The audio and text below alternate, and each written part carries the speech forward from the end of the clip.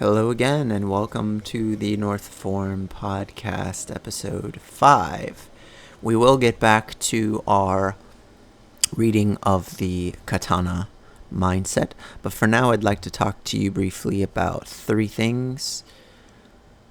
The power of contrast showers, so this would be hot and cold therapy, hydrotherapy, what the Greeks called, the Romans, I should say, called the trepidarium and the frigidarium, which we get our word for refrigerator and our word trepidation, hotness, right, comes through. So it's been established. If you want resources, for example, you can go to the Huberman Lab podcast or Dr. Rhonda Patrick, are excellent resources for getting to understand the benefits, immense that they are, of cold therapy, as well as whole body hypothermia, which would be the sauna. So that's what I wanted to discuss with you, the 3 benefits of sauna. I'll give you the Cliff Notes version. It activates heat shock proteins, which are semi-reparative proteins that repair the 3-dimensional structure of some of the degradation of the proteins inside the human system. There's thousands of different types of biological proteins at work with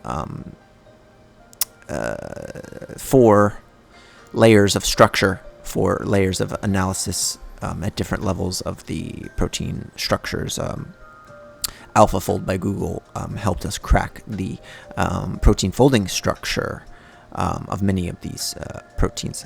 So one benefit of sauna specifically is these heat shock proteins. And you also have the FOXO3 pathways, which is one of the many identified gene pathways, which is anti-aging. And then the third one, you have an increase in human growth hormone, which is a reparative, restorative, and anti-aging hormone, with most of the benefits being achieved by about 20 minutes at 180 degrees Fahrenheit, which is about 80 degrees Celsius. A great book to read if you want to subscribe to Audible for free for the first month is going to be The Art of Clear Thinking. I don't remember the author. It was written by a F-16 fighter pilot in the Air Force who's now retired, I believe. A very interesting book, The Art of Clear Thinking. And then we also have contrast showers. So when you get in the shower, one easy way to do this is to flip it from hot to cold. So I like to start hot, and then before the water gets fully hot, I jump in the shower when it's still a little cool. I live in Florida, so the water doesn't really get that cold even in winter. And then it heats up, and I let it get nice and hot, and then after 30 seconds to a minute, I turn it back to cold, let it get cold, kind of do some self-massage, and then go back to hot, and then one more time back to cold. You can do as many times as you want. Generally, the more the better, and it's best to end on cold, especially here in a warmer climate. If you're in a colder climate, I don't fault you for... We're getting into summer now, so I don't fault you for switching to hot at the end. Is also fine, as long as there's a contrast, and that has some distinct benefits, all of which we won't go into right now. And then I also wanted to talk to you about, what was the thing? The hot-cold showers, whole body hypothermia, which is the sauna.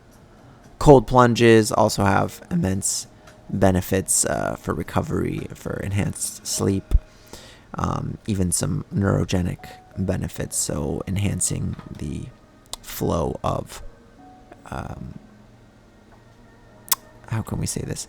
Enhancing brain health. Let's go with that. Let's go with enhancing brain health. And there was something else that I wanted to talk to you about, and I don't have it in front of me right now. So yesterday I picked up a passenger from South Africa, and it was a fascinating conversation that we had that spurred me into our topics here. But for now, since I can't recall what I was going to talk about, we are going to go ahead and go back to the Katana Mindset continue our reading. I hope you have been enjoying it. I know I certainly have.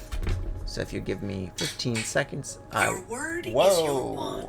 A sequel to the... I will get us back to the audio. Excuse me, sorry for that. If an ideal world ensues. Chapter 1, The Illusion of Stability, which is where we left off.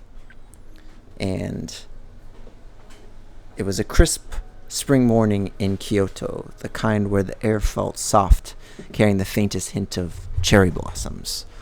I was a guest at a traditional tea ceremony held in a small, unassuming tea room tucked away in a quiet garden. The host, a master of the art, greeted me with a polite bow before inviting me to step inside. The room itself was minimalist, almost austere. Tatami mats covered the floor, and a simple scroll hung on the wall alongside a small flower arrangement. There were no distractions, no clutter, no noise, just the hum of stillness that seemed to envelop the space. As the ceremony began, every movement the host made was deliberate, almost hypnotically. The way she folded the cloth to clean the bowl, the precise angle at which she poured the water, the gentle turn of the cup before offering it, and all of it was a study in grace and control. To an observer, the ceremony might seem effortless, as if it unfolded naturally without any strain. The atmosphere exuded calm, and yet there was an undercurrent of something deeper, an unspoken discipline that brought about this calm. This wasn't just a casual act of making tea, it was a ritual honed over years of practice. But it wasn't until later, during a conversation with the tea master, that I truly understood what I had witnessed. Many people see the tea ceremony as simply beautiful and peaceful, she said, her voice soft but steady. But beauty is not born of ease. Every gesture you saw today took years of training. Every detail, how the water boils, the weight of the whisk in my hand, the placement of the utensils must be learned, repeated, and refined. What looks effortless is the result of countless hours of effort. Her words struck me. What appeared as serene stability on the surface was, in truth, the product of immense effort and discipline. The tea ceremony wasn't stable because it was easy. It was stable because it had been forged through intentional practice. This revelation mirrored so many aspects of my life, whether in relationships, careers, or even our inner peace. Stability often seemed like a natural state, but in reality, authentic stability requires constant cultivation. It's not only about maintaining a perfect surface, but about developing the inner resilience and discipline to keep going when things become turbulent. As I left the tea room that day, I couldn't shake the lesson I'd learned. The tea ceremony wasn't just about tea, it was a metaphor for life. True stability is not effortless, it's intentional. It's about building something enduring, even as the world around us remains unpredictable. This experience opened my eyes to the concept of authentic stability. Subtitle: Surface Genki versus Authentic Genki. That is, visible happiness versus stability. In Japanese, Genki broadly translates to, quote, healthy, energetic, I've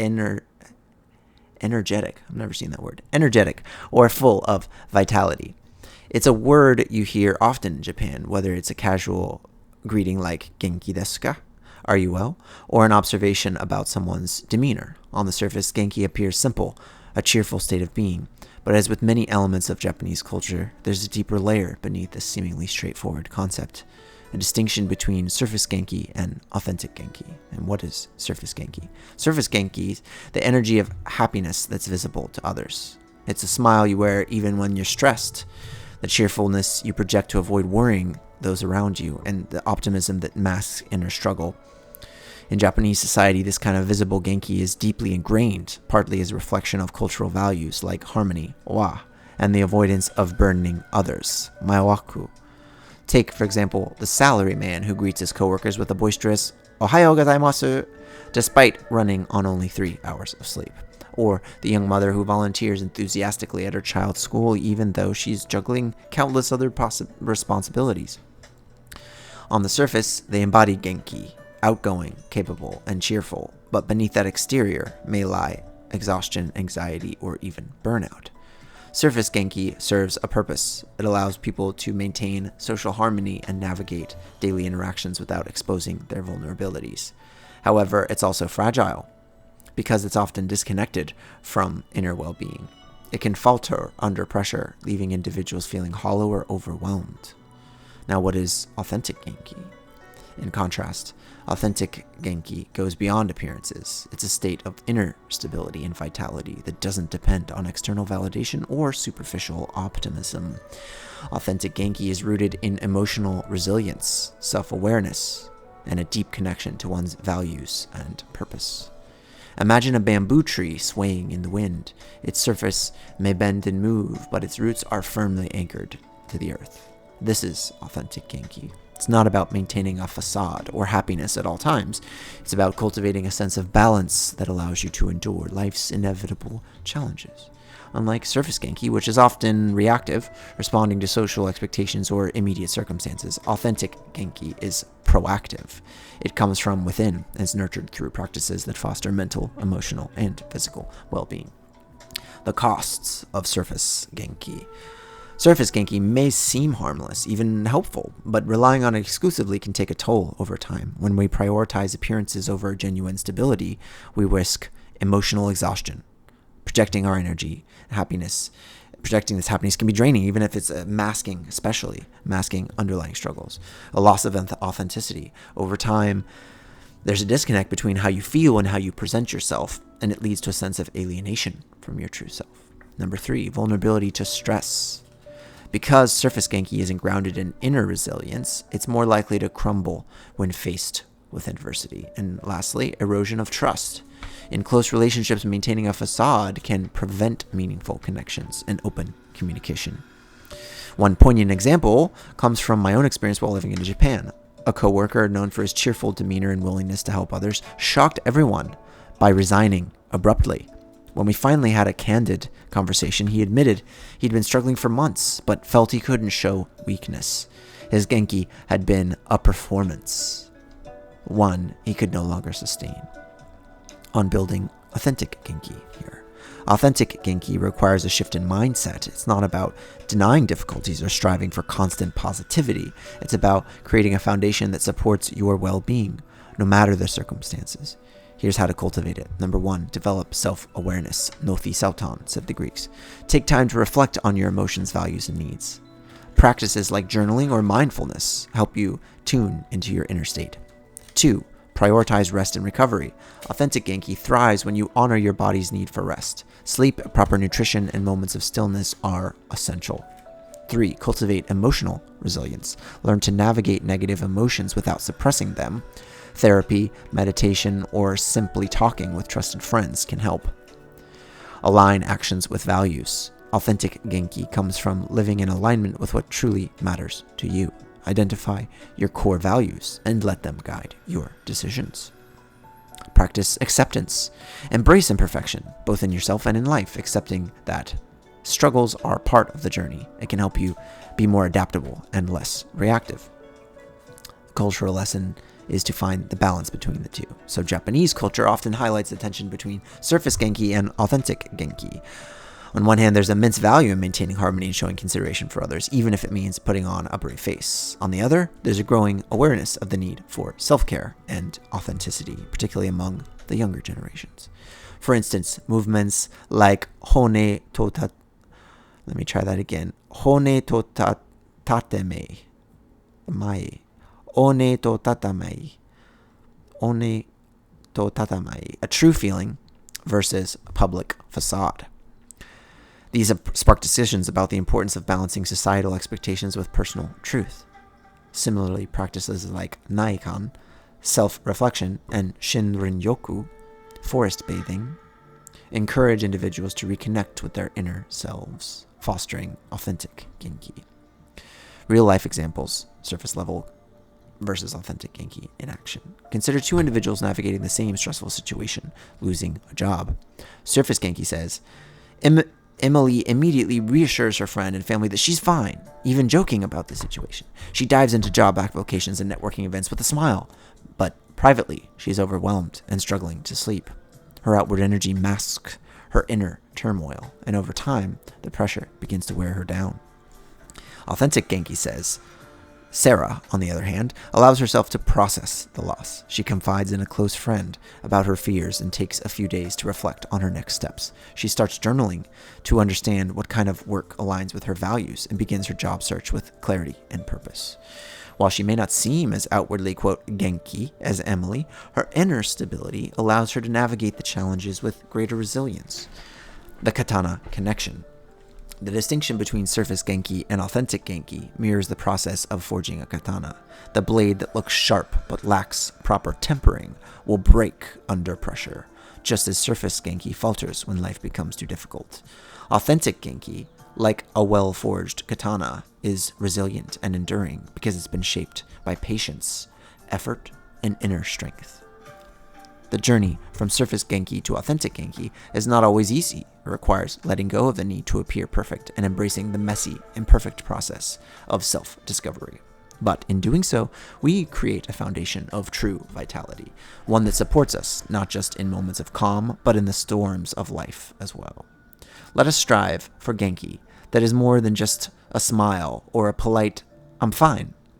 Let us aim for a Genki that comes from within, a deep, unshakable sense of stability and purpose that sustains us through life's challenges. In this, we begin to forge the katana mindset, sharpening ourselves with each experience and emerging stronger and more authentic with every step. Thank you so much to tuning in to episode 5 of the North Form podcast, and I will see you again very soon. Take care.